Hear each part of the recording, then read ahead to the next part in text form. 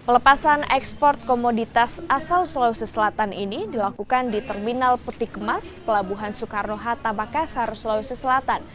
Ekspor kali ini diikuti 39 pelaku usaha dengan mengirim 23 komoditas, yakni diantaranya biji kopi, rumput laut, minyak mete, dan juga telur ikan terbang. Untuk telur ikan terbang kini jadi idola di pasar internasional dengan harga melonjak di kisaran Rp900.000 per kilogram. Rencananya komoditi ini akan dikirim ke 20 negara di mana negara tersebut yakni Inggris, Amerika hingga Tiongkok. Per hari ini kita berhasil melakukan ekspor itu sebanyak kurang lebih sekitar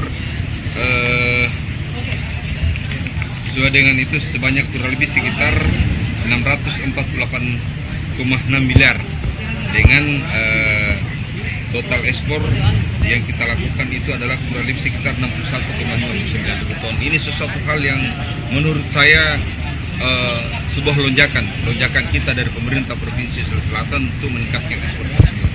Nah, kami juga melibatkan beberapa pelabuhan, ada 3 pelabuhan yang kita pakai hari ini. Di sini sendiri Terminal Peti Kemas ini ada di Pelabuhan Biringkasih dan ada di Pelabuhan Meli lebih tepat.